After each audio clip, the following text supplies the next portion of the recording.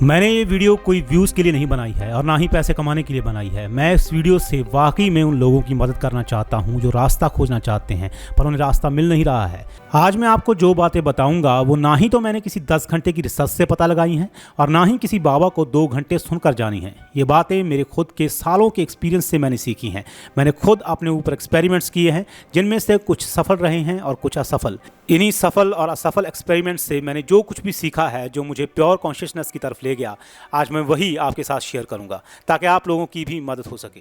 हो सकता है आपकी जर्नी मेरे से डिफरेंट हो, पर फिर भी मेरी जर्नी से आप काफ़ी कुछ सीख सकते हैं। पिछली वीडियो में हमने बात की थी कि आप प्योर कॉन्शियसनेस को कैसे साइकेडेलिक्स के जरिए एक बार एक्सपीरियंस कर सकते हैं, और इस वीडियो में हम बात करेंगे कि आप उस स्टेट में कैसे बिना किसी मिलावट के रियल में रह सकते हैं। तो चलिए शुरू करते हैं आज का ये टॉपिक और खोजते हैं कुछ और अनमोल मोती।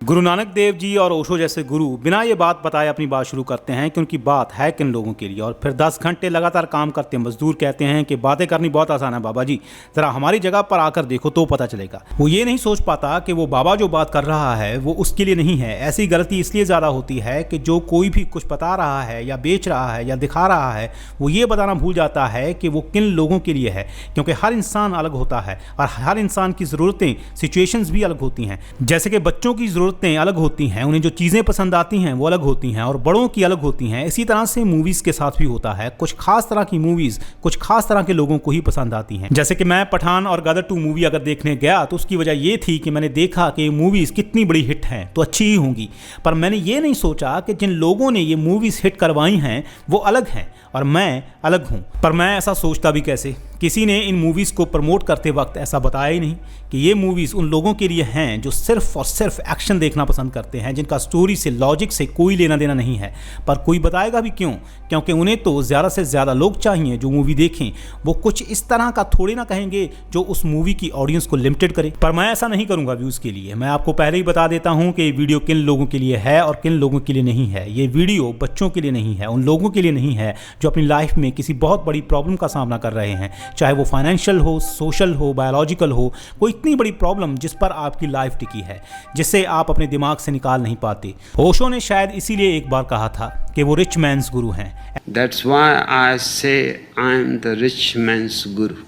ऐसे लोग जो दुनियावी प्रॉब्लम से तो निकल चुके हैं, अब कुछ ऐसा खोजना चाहते हैं जो वाकई में उन्हें लाइफ का असल मकसद समझा सके, जिन्हें सुकून नहीं है, हमेशा कुछ खालीपन लगता है, ट्रू स्पिरिचुअलिटी की तलाश में हैं वो। तो अगर आप अपनी लाइफ में बहुत ज़्यादा स्ट्रगल कर रहे हैं तो ये वीडियो आपके लिए नहीं है। तो चलिए अब समझते हैं कि आप उस प्योर कॉन्शियसनेस स्टेट को कैसे अचीव कर सकते हैं।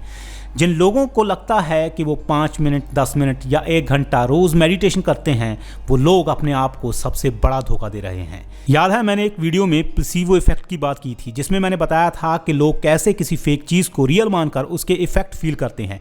मेडिटेशन के साथ भी ऐसा ही प्लेसीबो इफेक्ट काम करता है। लोग 5 मिनट मेडिटेशन करने के बाद कहते हैं कि उन्हें बहुत अच्छा फील हो रहा है, ये हो रहा है, वो हो रहा है।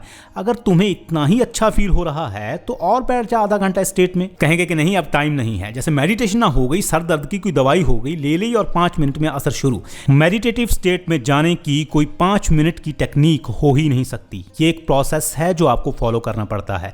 मेडिटेशन करने की टेक्निक क्यों नहीं हो सकती और सिर्फ प्रोसेस ही क्यों होता है? तो इसका आंसर ये है कि टेक्निक जो है वो आप इस्तेमाल करते हो अपनी इच्छा से। जैसे निशाना लगाने की टेक्निक, एक्टिंग की टेक्निक, आपको किसी ने कह दिया कि कर दो और आपने उस टेक्निक का इस्तेमाल किया और वो कर दिया। आप अपनी इच्छा से वो कर देते हो। पर मेडिटेटिव स्टेट में जाने की सबसे बड़ी दुश्मनी ही है इच्छा। जितनी आप इस स्टेट में जाने की इच्छा करोगे और जोर लगाओगे, आप इस स्टेट से उतना ही दूर होते जाओगे। इसी वजह से मेडिटेटिव स्टेट में जाने की, प्योर कॉन्शियसनेस पाने की टेक्निक बिल्कुल नहीं हो सकती। सिर्फ प्रोसेस होता है। आप सिर्फ उस प्रोसेस को फॉलो करते हो और अपने आप मेडिटेटिव स्टेट में जाने लगते हो। इस प्रोसेस का भी हर व्यक्ति पर डिफरेंट असर होता है। कुछ खास तरह के लोग मेडिटेटिव स्टेट में जल्दी चले जाते हैं कंपेयर टू दूसरे तरह के लोगों की। अब ये खास तरह के लोग कौन हैं और दूसरे तरह के लोग कौन हैं, इस बारे में भी हम वीडियो में आगे बात करेंगे। पर सबसे पहले हम इस प्रोसेस को समझ लेते हैं कि ये प्रोसेस है क्या। तो इस प्रोसेस की शुरुआत होती है आपके खान पान से, आपके लाइफस्टाइल से। अगर आप नॉन वेजिटेरियन हैं, मसाले वाली चीज़ें ज़्यादा खाते हैं, चीनी वाली चीज़ें, नमक वाली चीज़ें, जंक फूड आप ज़्यादा खाते हैं, तो आपका मेडिटेटिव स्टेट में जाना बहुत ही ज़्यादा मुश्किल है। मैं तो कहूँगा कि नामुमकिन है, क्योंकि आगे इस प्रोसेस में हमें जो कुछ भी करना होगा उससे आपको बहुत ही ज़्यादा डर लगेगा, आपके अंदर एंग्जाइटी बढ़ेगी। तो उस प्रोसेस का आप पर बिल्कुल डिफरेंट असर होगा, बिल्कुल उल्टा असर होगा कंपेयर टू किसी ऐसे इंसान के जिसका खान पान सही है और जिसका लाइफस्टाइल सही है। तो मैं मान लेता हूं कि आप वेजिटेरियन हैं, मिर्च मसाला ज़्यादा नहीं खाते, शराब सिगरेट किसी भी तरह का नशा नहीं करते, आपकी लाइफ ज़्यादा स्ट्रेसफुल नहीं है। तो अगर आप इस तरह के हैं तभी आप इस प्रोसेस को फॉलो कर सकते हैं, वरना बिल्कुल भी नहीं। तो अगर आप मेरे बताए गए क्राइटेरिया पर सही उतरते हैं तो ही आप इस प्रोसेस पर चल के मेडिटेटिव स्टेट हासिल करने के काबिल हैं, वरना नहीं। हमेशा मेडिटेटिव स्टेट में रहना तो बहुत बड़ा गोल है। सबसे पहले आप अपने लिए महीने में 2 दिन या हफ्ते में 1 या 2 दिन चुन लीजिए अपने काम के हिसाब से, मतलब कि आप कितना बिजी रहते हैं। ज़्यादा बिजी रहते हो तो महीने में 2 दिन, कम बिजी रहते हो तो हफ्ते में 1 दिन या 2 दिन। महीने में 2 दिन इसलिए कि आप जितना ज़्यादा बिजी रहोगे आपके दिमाग से उस धुंध को, उस फॉग को हटाने में वक्त भी उतना ही लगेगा।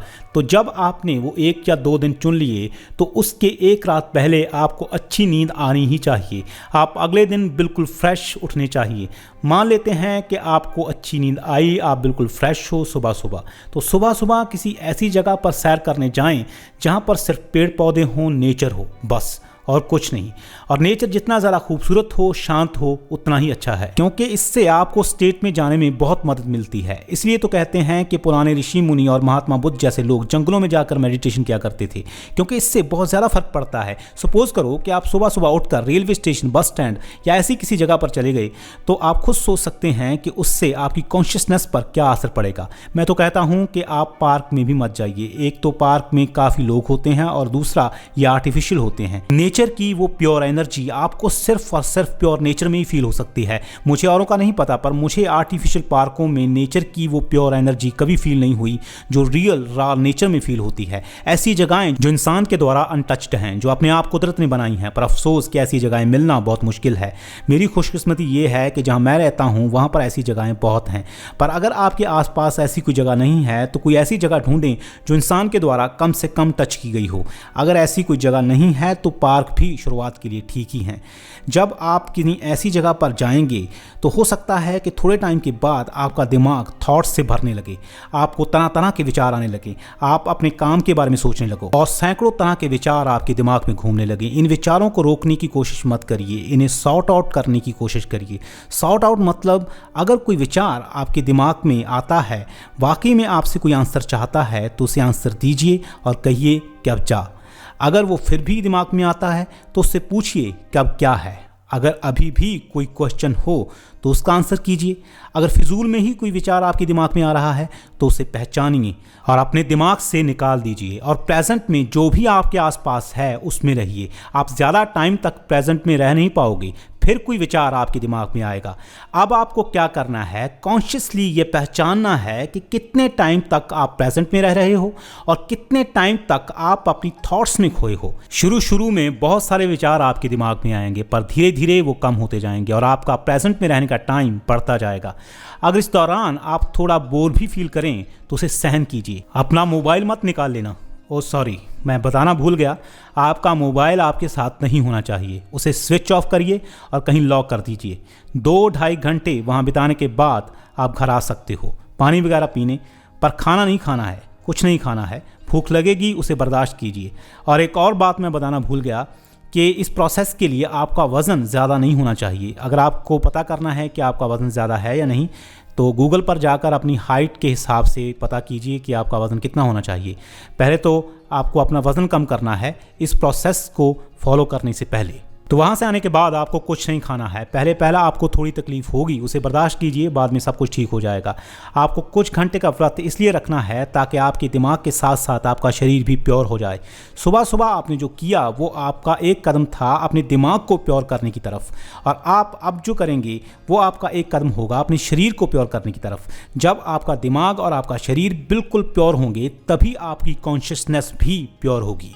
यहीं से मुझे एहसास हुआ कि हमारे यहाँ व्रत का ट्रेडिशन क्यों है, क्यों लोग कहते हैं कि व्रत रखना अच्छा होता है। तो कॉन्शियसनेस को प्योर करने के इस प्रोसेस में हमारा अगला स्टेप है शरीर को प्योर करना। इसकी शुरुआत हम करेंगे फास्टिंग से। आप चाहें तो पूरे दिन का भी व्रत रख सकते हैं, पर अगर आप पहली ही बार में ऐसा नहीं कर सकते तो कुछ घंटों का व्रत रखिए।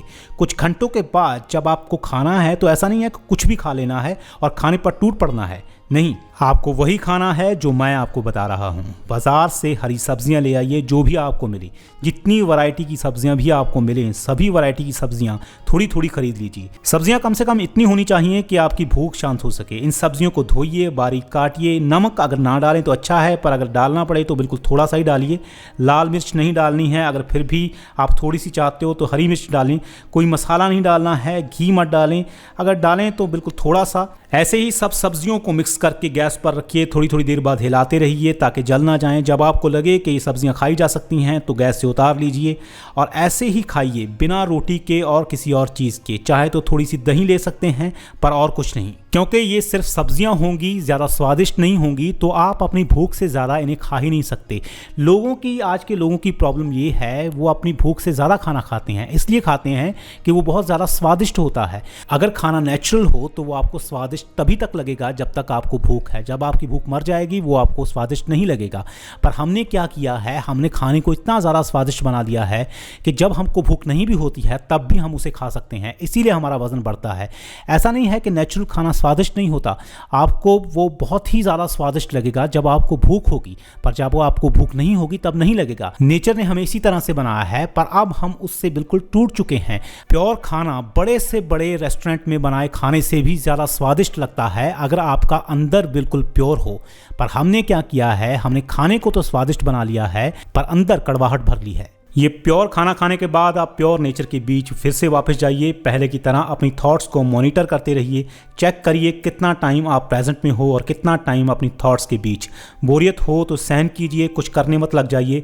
कुछ घंटे वहाँ बिताने के बाद अगर आप घर आना चाहो तो आ सकते हो, अगर सोना चाहो तो सो भी सकते हो, अपने माइंड को फ्रेश करने के लिए और अपने शरीर और अपने दिमाग को नई स्टेट में और अच्छे से ढालने के लिए। फ्रेश माइंड के साथ आप फिर नेचर के बीच जा सकते हो। शाम होते होते आप देखोगे कि आप बिल्कुल ही डिफरेंट ही स्टेट में जाना शुरू कर रहे हो, जो ऐसी स्टेट है जैसे बिल्कुल शांत झील का पानी, नेचर की हल्की से हल्की आवाज़, हल्की से हल्की खूबसूरती की तरफ आपका ध्यान जा रहा है। ऐसा लगेगा कि जो चीज़ें पहले आपकी बिजी शेड्यूल में आपकी नज़रों में भी नहीं आती थी, आप उन चीज़ों को फील कर पा रहे हो।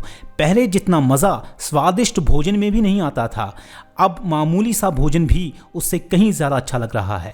आप चीज़ों के प्रति बहुत ही ज़्यादा सेंसिटिव हो जाओगे। मशीनों में लगे सेंसर नहीं होते हैं, जो जैसे जैसे पुराने होते हैं वैसे वैसे उनकी सेंसिटिविटी कम होती जाती है। इंसान भी ऐसे ही है, जैसे जैसे पुराना होता है हर सेंसर की सेंसिटिविटी घटने लगती है। चाहे आँखें हो, कान हो, टच हो, सूंघने की शक्ति हो, टेस्ट हो, दिमाग हो, कुछ भी हो। पर मशीनों की तो सर्विस हो जाती है, पर इंसान अपनी नहीं करता। मैंने जो प्रोसेस आपको बताया है ये वही सर्विस है जो आपके हर सेंसर को नया कर देगी। आपके हर सेंसर को नया करने का सिर्फ एक ही औजार है और वो है पीस। पर हमारा सबसे बड़ा सेंसर जो है वो है हम खुद, हमारी कॉन्शियसनेस, जिस पर इस दुनिया में रहते रहते हज़ारों तरह की धूल पड़ चुकी है। चाहे वो हमारी फीलिंग्स हो, ईगो हो, स्ट्रेस हो और भी हज़ारों तरह की चीज़ें, जिन्हें क्लियर करने का तरीका, क्लियर करने का प्रोसेस मैंने आपको इस वीडियो में बताया है। जब ये हज़ारों तरह की धूल बिल्कुल क्लियर हो जाएगी, आपका कॉन्शियसनेस का सेंसर जो है बिल्कुल साफ़ हो जाएगा, तब आप अपने आप ही मेडिटेटिव स्टेट में चले जाओगे। जब आपकी कॉन्शियसनेस बिल्कुल प्योर हो जाएगी, साफ हो जाएगी, तब आपको एक इटर्नल पीस का अनुभव होगा। जब तक आप पीस में नहीं हो तब तक आप किसी चीज़ को एंजॉय नहीं कर सकते। ये सबक मैंने बचपन में ही सीख लिया था। जब मैं छोटा था तब अपने फादर के साथ खेतों में जाया करता था और वहाँ सारा दिन नेचर के साथ रहने पर मुझे अचार के साथ भी रोटी इतनी ज़्यादा स्वादिष्ट लगती थी जितना स्वादिष्ट घर पर बड़े से बड़ा पकवान नहीं लगा था मुझे। जब आप प्योर हो जाते हो, आपका शरीर, आपका दिमाग प्योर हो जाता है, तब आपकी कॉन्शियसनेस भी प्योर हो जाती है। इस प्रोसेस को करने के बाद हो सकता है आपको पहली बार यह एहसास हो कि जो कीमती सुबह, जो कीमती शाम हर रोज़ ऐसे ही गुजर जाती थी, आज आपने पहली बार उसे फील किया है। आपको ऐसा लगेगा कि वो अकेला दिन आपके पूरे महीने पर भारी है। जितनी ज़िंदगी आपने पूरे महीने में नहीं जी, उतनी आपने सिर्फ उस एक दिन में जी ली। आपको लाइफ की असल कीमत का पता चलेगा कि लाइफ कितनी कीमती है। ये वेस्ट करने के लिए नहीं है। आपको पता चलेगा कि लाइफ जीने के लिए होती है, कुछ पाने के लिए नहीं। हो सकता है सब कुछ पा लेने के बाद भी आप उसे जी ना पाओ। नेचर ने जो हमें दिया है हम तो वो नहीं ठीक से जी पा रहे हैं और चाहते हैं और पाना। जितना नेचर ने हमें दिया है जब वही हमसे जिया नहीं जा रहा है ठीक से, तो और पाके उसे हम कहाँ से जी लेंगे। हाई एंड प्योर कॉन्शियसनेस से आप लाइफ के पल पल को जी पाते हो। इसी को मेडिटेटिव स्टेट कहते हैं। आपको पता चलता है कि इस दुनिया में कितनी ज़्यादा खूबसूरती छिपी हुई है। इसी चैनल के एक सब्सक्राइबर ने मुझसे पूछा है कि जैसे साइकेडेलिक ड्रग्स में हमें सब कुछ दिखता है, क्या मेडिटेटिव स्टेट में भी वैसे ही सब कुछ दिखेगा? नहीं, साइकेडेलिक ड्रग्स लेने का मुद्दा ये नहीं है कि आपको उसमें क्या दिखता है। मुद्दा ये है कि कैसे आप सब कुछ फील करते हो। हर एक चीज़, छोटी से छोटी बारीकी को भी आप फील करते हो। साइकेडेलिक ड्रग्स के दौरान आपको जो कुछ भी दिखता है आप उसके पल पल को फील करते हो। तो मुद्दा ये नहीं है कि मेडिटेटिव स्टेट में जाने के बाद आपको वैसी चीज़ें दिखेंगी जैसी साइकेडेलिक ड्रग्स में दिखती हैं। मुद्दा ये है कि मेडिटेटिव स्टेट में भी आप प्रेजेंट के पल पल को वैसे ही फील करेंगे जैसे आप साइकेडेलिक ड्रग्स लेने के दौरान करते हो। जैसे उस दौरान आपको पल पल की कीमत पता चलती है कि पल पल में कितनी लाइफ छिपी हुई है, वैसे ही आपको प्रेजेंट के पल पल की कीमत का पता चलेगा। आप अपना मोटरसाइकिल या गाड़ी दौड़ाते हुए अपनी सोचों में गुम इसे मिस नहीं करोगे, वेस्ट नहीं करोगे। ज़रा सोचिए कि क्या आपको लाइफ सिर्फ अपनी सोचों में गुम होकर गुजारने के लिए मिली है? फिर आपकी लाइफ में और आपके सपने में फ़र्क क्या रह गया? मेडिटेटिव स्टेट में जब आप होते हो तो आपको लगता है कि आप नींद से बाहर आ गए हो। आप जिस सपने में थे वो टूट गया है। आपको जागने का एहसास होता है। दुनिया के ज़्यादातर लोग जो हैं वो नींद में हैं, सपने में हैं।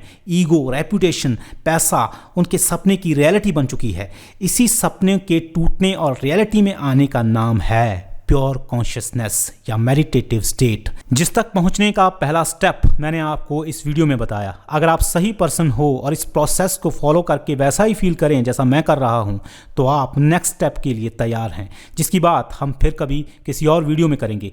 आज के लिए इतना ही, मिलते हैं अगली वीडियो में।